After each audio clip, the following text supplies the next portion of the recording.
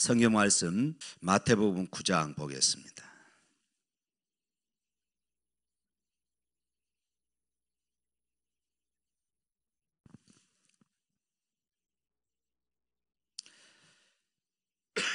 마태복음 9장 35절부터 38절에 있는 말씀까지 다 같이 있습니다.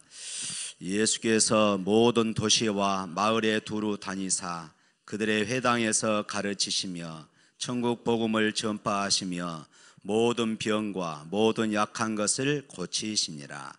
무리를 보시고 불쌍히 여기시니 이는 그들이 목자 없는 양과 같이 고생하며 기진함이라.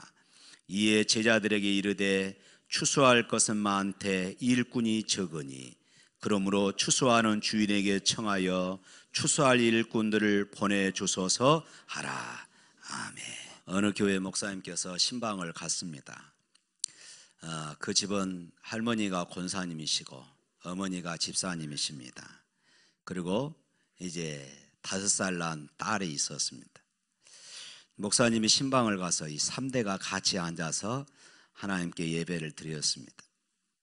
예배가 다 끝나고 나서 이제 이 어머니 집사님은 주방에 가서 다과를 준비하고 이제 할머니와 이제 5살 난 이 기쁨이가 앉아 있었습니다. 목사님이 이 기쁨이에게 이렇게 말했어요. 야, 기쁨아, 너 엄마가 찬양대 하니까 기쁨이도 찬양 아주 잘하겠네? 이렇게 물었습니다. 그랬더니 그 옆에 있던 할머니 권사님이 기쁨아, 너 찬양 한 곡 해봐.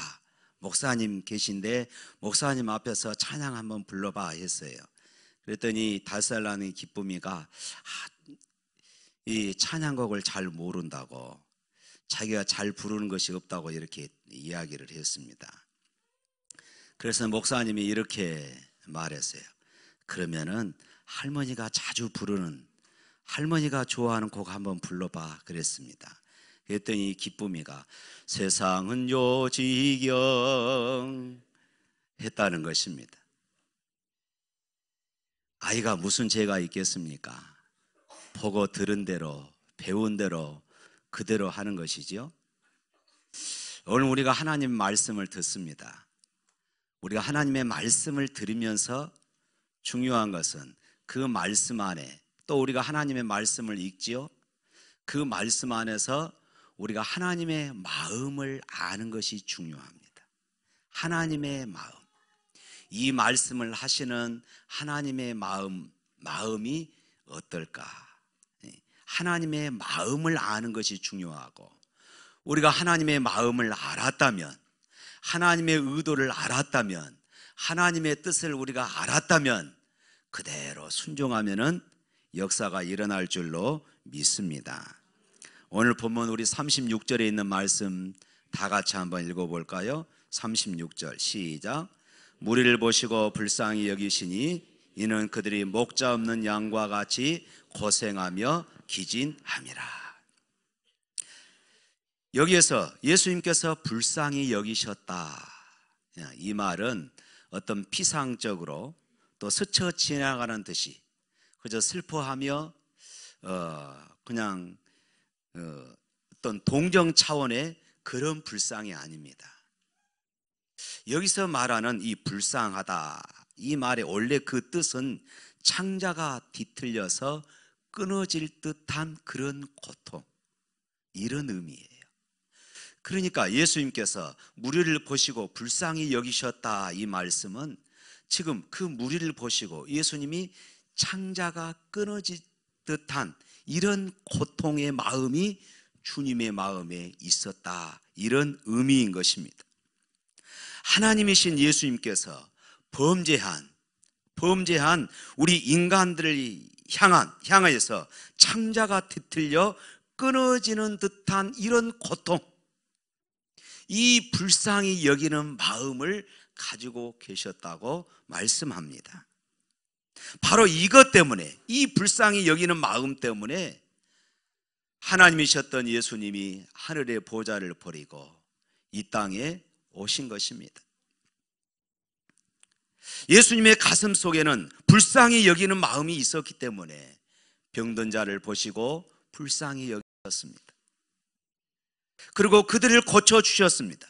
불쌍히 여기는 마음 때문에 예수님께서는 고난당하시고 십자가에 돌아가셨습니다. 그리고 우리를 구원하셔서 하나님의 자녀로 삼아주신 것을 믿으시길 바랍니다. 사랑하는 성도 여러분, 오늘 하나님의 백성된 우리들에게 가지기를 원하는 마음이 바로 이 불쌍히 여기는 마음입니다. 하나님께서, 예수님께서 우리를 불쌍히 여기시사 당신의 창자가 끊어지는 듯한 이런 고통의 마음을 가지시사 하늘의 영광을 버리시고 이 땅에 오셨습니다. 그리고 십자가에 죽으시고 우리를 하나님의 자녀 삼으셨습니다.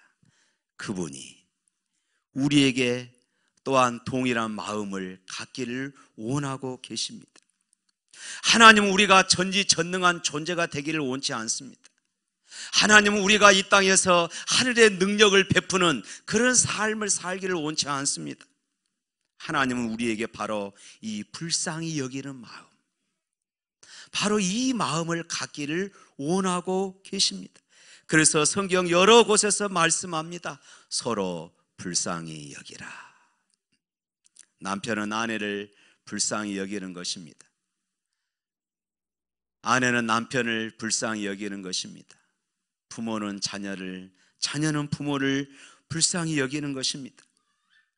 우리 셀 목장 안에서도, 우리 셀 가족들 안에서도 서로 이런 불쌍히 여기는 마음을 가질 때에 그들을 위해서 눈물로 기도할 수 있고, 내 창자가 끊어지는 듯한 이런 고통을 가지고 우리 셀 가족들을 위해서 눈물로 기도할 수 있는 것입니다.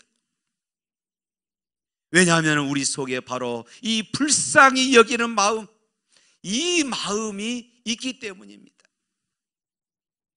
목사는 성도들을 불쌍히 여기며 기도해야 합니다.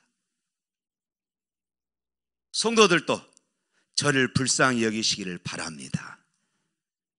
대답이 없습니다.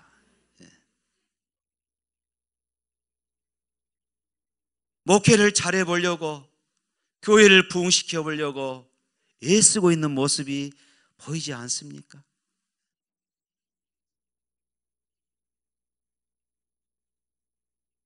서로 불쌍히 여기는 것입니다. 서로 불쌍히 여기는 것이에요. 더더군다나 우리가 오늘 작정하고 품었던 태신자들, 5월 29일 날 또 그 전이라도 좋습니다.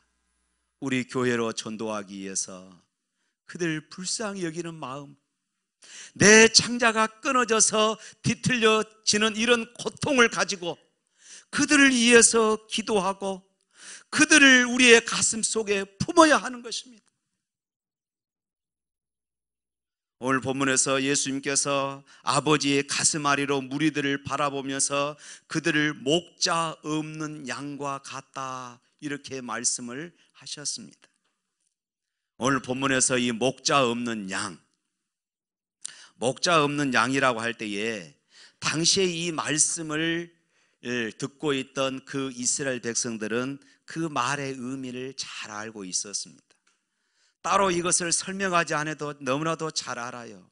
그러나 우리는 그런 삶을 살지 않았기 때문에 목자 없는 양이 얼마나 참 애처로운가, 이것을 우리가 잘 이해할 수가 없는 것입니다. 성경이 기록될 당시 이 팔레스타인에서 양이라고 하면은 그것은 매우 약한 동물이란 이미지를 가지고 있습니다. 이 양은 자기를 보호하기 위한 무기가 하나도 없습니다. 사자가 가지고 있는 강력한 이빨도 없습니다. 힘센 황소의 뿔도 없습니다. 말처럼 뒷발질해서 자기를 공격하는 짐승들을 물리치는 이런 힘도 없습니다. 독수리처럼 날카로운 발톱도 없습니다. 조그만 비탈진 길도 혼자서 올라가지 못합니다. 그래서 뒤에서 목자가 밀어줘야 올라갑니다.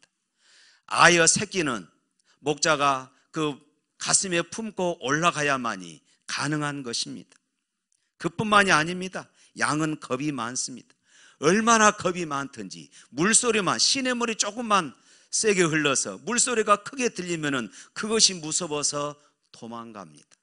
그래서 시편 23편에 잔잔한 물가로 인도하시고, 바로 이런 배경하에서 이 말씀이 기록된 것이었습니다.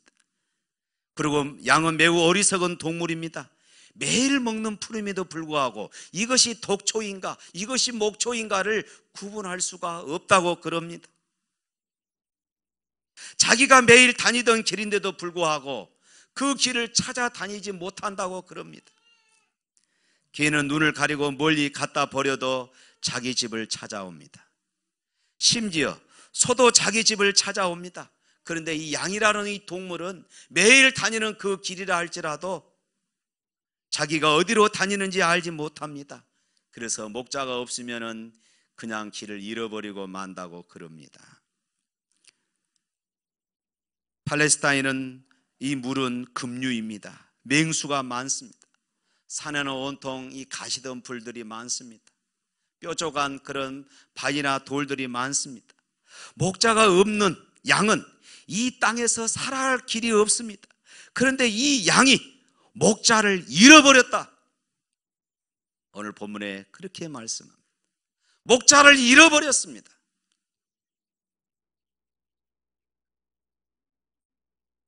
우리는 이 말씀을 이해하기 위해서 다시 팔레스타인의 들판으로 가보아야 합니다. 목자 한 사람이 많은 양떼를 이끌고 산으로 들로 돌아다닙니다. 때로는 한 달, 때로는 3개월씩 이렇게 이 산 저 산 돌아다닌다고 그럽니다. 그러다가 때로는 깊은 산속에서 이렇게 오랜 여행 통에 목자가 병이 들기도 하고, 때로는 목자가 맹수를 만나서 죽기도 하고 그런답니다. 그러면 이 양들은 목자를 잃어버린 것입니다. 그때 맹수가 나타납니다. 도적대가 나타납니다. 그러면 죽자 사자 이 도망가다가 언덕에서 굴러 떨어지기도 합니다. 가시덤불에 온 몸이 찢기고 바위에 찢기기도 합니다. 온 몸에 찢겨서 피를 줄줄 흘리면서도 살아남기 위해서 울부짖으며 도망갑니다. 그러다 비탈길에서 또 굴러버립니다. 얼마나 달렸던지 더 이상 달릴 힘이 없어서 서 있기조차 힘들고, 그래서 발라당 나자빠져서 그렇게 누워버립니다.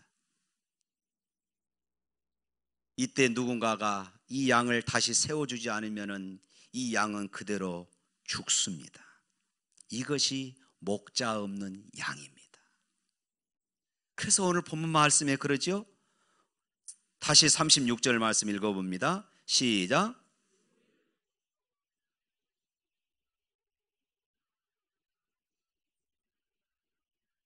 예, 목자 없는 양과 같이 고생하며 기진함이라. 여기서 이 고생한다 이 말은 보면은 몸이 갈길갈길 찢겨졌다는 뜻을 가지고 있습니다. 도망가다가 나무 가지에 몸이 찢겼습니다. 가시덤불에 몸이 찔렸습니다. 바위에 걸려 찢겨지고 가시덤불에 찢겨져서 피투성이가 되어 있는 상태, 이것을 고생하며 이렇게 말합니다.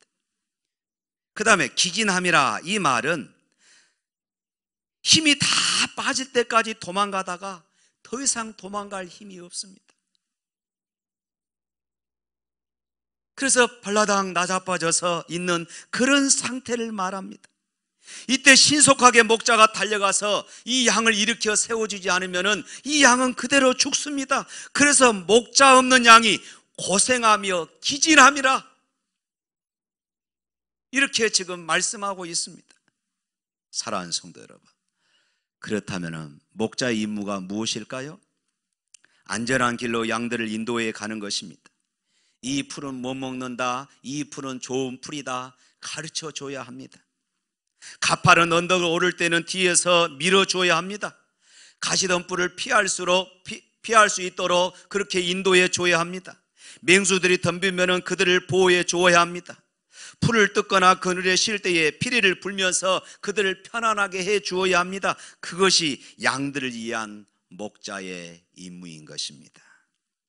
사랑하는 성도 여러분, 그런데요, 영원한 목자이신 예수님께서 오늘 저와 여러분들에게 바로 그 목자로 임하신 줄로 믿습니다.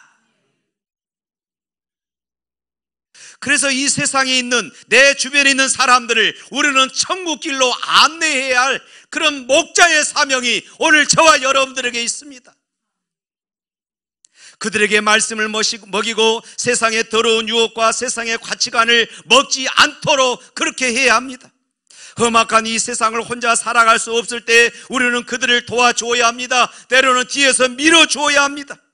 이 세상은 유혹의 지뢰밭입니다. 온갖 나를 찌르는 것밖에 없습니다. 가시던 뿔을 피할 수 있도록 도와주듯이 그들을 우리가 말씀으로, 복음으로 도와주어야 하는 것입니다.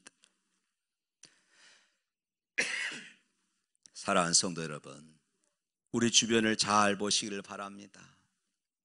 목자 없는 양처럼 육신의 종욕, 안목의 종욕, 이생의 자랑의 체면에 걸린 채 세상을 살고 있는 불쌍한 사람들이 얼마나 많이 있습니까?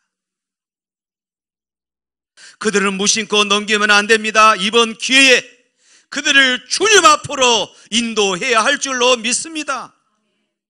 영국에서 전도자로 또 유명한 부흥사로 활발하게 활동했던 찰스 웨슬레가 작사한 찬송이 우리 찬송가 522장에 있습니다. 이 찬송을 지으면서 이분이 부흥사였고 전도자였잖아요. 그러면서 그분이 하나님의 복음을 예면하며 썩어질 것을 향하여 달려가는 그 형제들 자매들을 바라보며 정말로 가슴 아파하면서 이 찬송을 지었습니다. 웬일인가 내 형제여, 주 하나님 믿다가 죄값으로 지옥 형벌 너도 받겠구나. 다 같이 부릅니다. 웬일이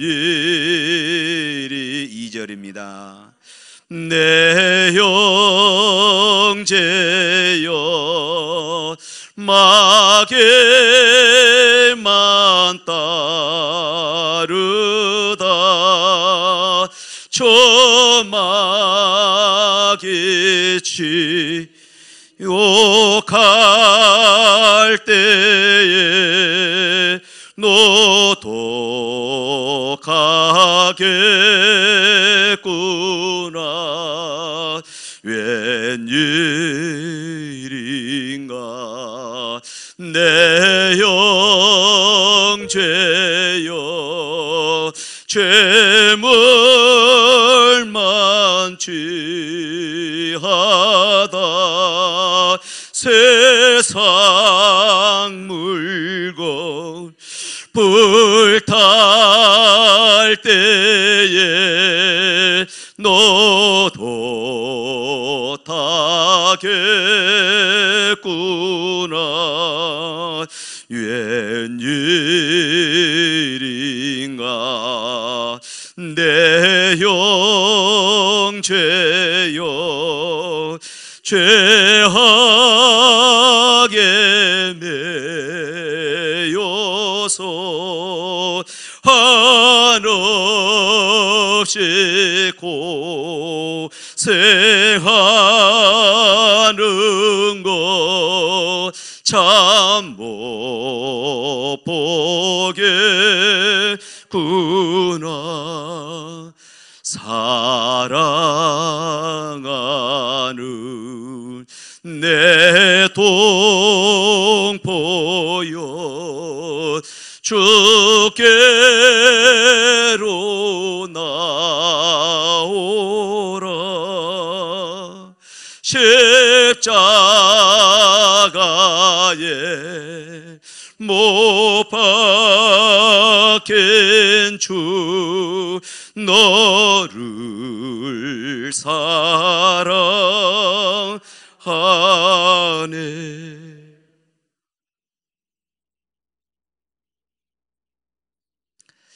냉랭한 가슴, 죽어가는 영혼들을 바라보면서, 지옥을 향하여 달려가는 내 가족을 바라보면서도 냉랭한 마음을 가진 자에게는 이런 찬송을 부를 수가 없습니다. 옆에서 죽어가는 영혼이 있는데도 무심한 사람들의 입에서는 이런 찬송이 나올 수가 없습니다. 나만을 위해서 기도하고 나만의 구원을 위해서 열심히 성경 공부하고 나만의 복을 받기 위해서 아침부터 저녁까지 기도하는 사람의 마음 속에서 이런 찬송이 나올 수가 없습니다. 하나님의 마음, 예수님의 심정을 가진 사람만이, 내 창자가 끊어져서 고통하는 이런 불쌍히 여기는 마음, 이런 마음을 가진 사람만이 눈물을 위해서, 영혼들을 위해서 기도하는 그 사람들만이 부를 수 있는 찬송인 것입니다. 우리가 불쌍히 여기면서 그들을 위해 기도해주고 희생해주고 봉사해주면 그들의 영혼은 반드시 구원받을 것입니다. 지금 당장 그들이 예수 믿지 않는다 할지라도 언젠가 때가 되면은 반드시 그들이 구원받을 줄로 믿습니다. 지난주에 제가 몸이 안 좋아서 수요일에 말씀을 전하지 못했습니다. 그래서 박준범 목사님한테 말씀을 부탁을 했어요. 근데 박 목사님의 설교 중에 제게 감동이 오는 단어 하나가 있었습니다. 바로 기다림이었습니다. 기다림. 저는 지금까지 그렇게 생각하고 있었습니다. 건축만 끝나면은, 예배당만 아름답게 잘 지어 놓으면은 저절로 부흥이 될 것이다. 이제 시간이 문제다. 기다리면 될 것이다.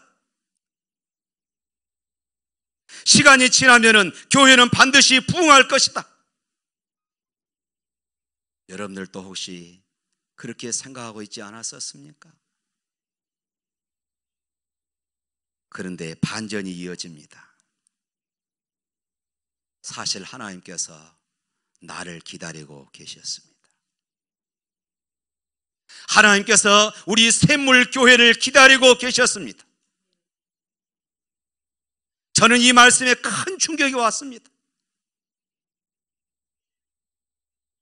예배당을 지어놓고 가만히 있으면 교회가 부흥할 것이다, 이 기다림이 아니라 사실은 나보다 하나님께서 이 교회가 부흥하기를 더 갈망하고 계신다는 사실입니다. 그 하나님께서 먼저 이 교회가 부흥하기 위하여서 김 목사가 변화되기를 원하고 샘물교회가 먼저 변화되기를 하나님은 기다리고 계신 것입니다.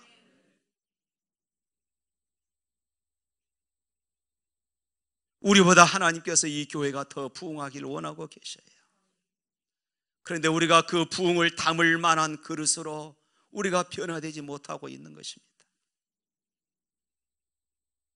이 자리에 서 있는 김 목사가 하나님께서 부어주시는 그 부흥을 담을 만한 그릇으로 변화되지 못한 것입니다.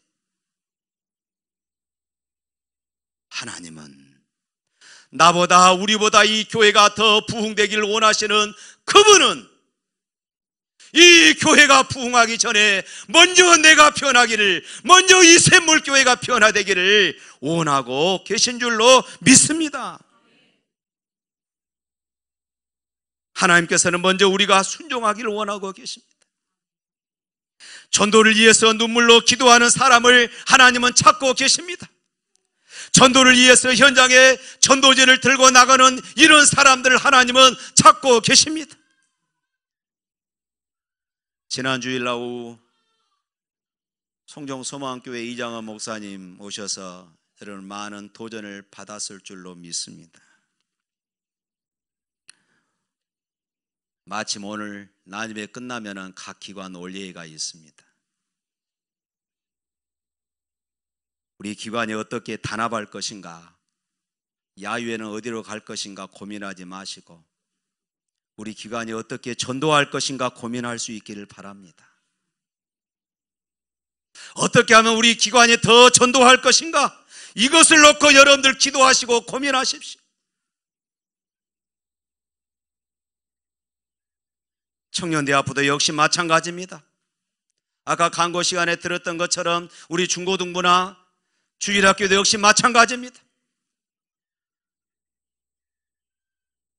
남전도에 회원 여러분, 장년부 여러분, 여러분들은 주중에 나올 수 없으니까 토요일날이나 주일날, 지난번에 말씀 들으셨죠? 주일날 예배 끝나고 나가서 전도하십시오. 1시간만 나가서 전도지를 들고 나가서 나누고 돌아와 보십시오. 그래야 우리 온 교회가 전도의 마음을 동일하게 가질 수 있습니다. 오늘 태신자를 작정했습니다. 혹시 오늘 태신자를 작정하지 못하신 분들도 계시는 줄도 압니다. 그러나 여러분 꼭 순종하십시오. 순종하라고 그러니까 여기에 서 있는 김 목사에게 순종하라는 것이 아닙니다. 목자를 잃어버리고 유리 방황하는 영혼을 찾으시길 원하시는 그 하나님의 음성에 순종할 수 있기를 바랍니다. 어떤 분은 순종하라고 아무리 말해도 순종하지 않습니다. 내가 왜 태신자를 작정해야 합니까? 헌금이나 드리고 예배만 잘 드리면 되지. 나는 자존심 상해서 그런 건 못합니다. 그러나 여러분 조심하시길 바랍니다. 그것이 내 생각이 아니라 사단이 주는 생각일 수도 있다는 것입니다. 마귀가 내 마음속에 순종하지 못하게 만들고 자존심을 자꾸 긁어서 무슨 그것이 자존심이냐 내세우게 만드는 것입니다. 이것은 아주 잘못된 것이에요. 우리가 하나님의 말씀에 순종할 때에 하나님께서 여러분의 심령에 더 큰 은혜를 부어주실 것이고 우리보다 이 교회를 더 부흥하기를 원하시는 하나님께서 반드시 일하게 될 줄로 믿습니다. 어떤 분은 전도할 사람이 없다고 말합니다. 그러나 우리 주위에 보십시오. 예수 믿지 않는 사람들이 훨씬 많습니다. 우리 이웃 사람이든 우리가 만나는 사업상의 사람이든 그 이름을 먼저 마음에 품으십시오. 그리고 그를 위해서 기도하시기를 바랍니다. 계산하지 마십시오. 그냥 이름을 적고 이를 위해서 기도하시기를 바랍니다. 그 다음은 하나님이 하실 줄로 믿습니다. 태신자를 작정했다면 태신자를 위해서 기도해야 합니다. 여러분 이것은요 영적인 전쟁입니다. 내 힘으로만 내 언변으로만 전도할 수가 없어요. 성령께서 함께 하셔야 합니다. 하나님이 그 태신자의 마음을 열어주시고 움직여 주셔야 하는 것입니다. 우리는 이를 위해서 기도해야 합니다. 하나님의 전능하심을 믿기 때문에 전도가 되고 안 되고는 내 책임이 아닙니다. 하나님께 모든 것을 맡기고 순종할 수 있기를 축원합니다.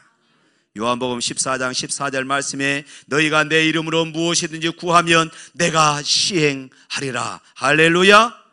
여러분이 태신자를 마음에 품고 기도하십시오. 하나님이 얼마나 기뻐하시겠습니까? 여러분이 이런 일에 관심을 가지시고 기도한다면 반드시 그 영혼을 하나님께서 움직여 주실 것을 저는 믿습니다.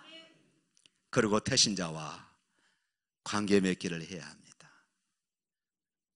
태신자를 일주일에 한 번 정도는 만나서 차를 마시십시오. 때로는 식사도 대접해야 합니다. 때로는 선물도 드려야 합니다.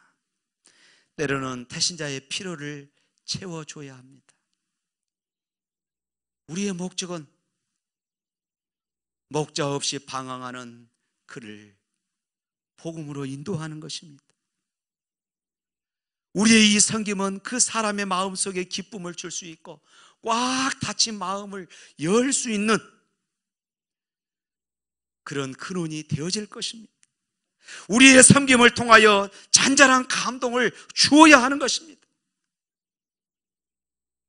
사랑하는 성도 여러분, 만약 여러분에게 이 땅에 살아갈 시간이 딱 1년만 남았다고 생각해 보십시오. 무슨 일을 하시다가 하나님 앞에 서시겠습니까? 아니 혹시 여러분들 가운데 3개월 아니면 6개월 마지막 시간을 보낸다고 생각해 보십시오. 무엇을 하시다가 하나님 앞에 서시겠습니까? 결론은 분명합니다. 하나님이 가장 기뻐하는 일, 하나님이 가장 기뻐하시는 것, 바로 영혼 구원입니다. 영혼 구원입니다. 이것이 우리의 남은 생에 해야 할 그런 사명인 것입니다. 5월 29일은 이웃 초청잔치입니다. 총력 전도주일입니다. 아침에 눈을 뜨면 여러분의 마음에 가장 먼저 떠오르는 생각이 무엇입니까? 주님이 찾으시는 한 영혼이 여러분의 가슴에 떠오를 수 있기를 주님의 이름으로 축원합니다. 우리는 예수님과 함께 주님이 찾으시는 영혼을 위해서 나가야 할 주님의 동역자들입니다. 주님이 목자 잃은 양을 찾아서 걱정하고 불쌍히 여겼던 것처럼 우리 또한 주님의 그 마음을 품고 전도의 현장에 나가서 그들을 위해서 기도하고 그들을 불쌍히 여기며 그들을 부지런히 섬겨서 복음 앞으로 인도해서 우리 가족들이, 우리 친지들이, 우리 이웃들이 영원한 천국의 복을 누리는 그런 주인공이 될 수 있기를 주님의 이름으로 축원합니다.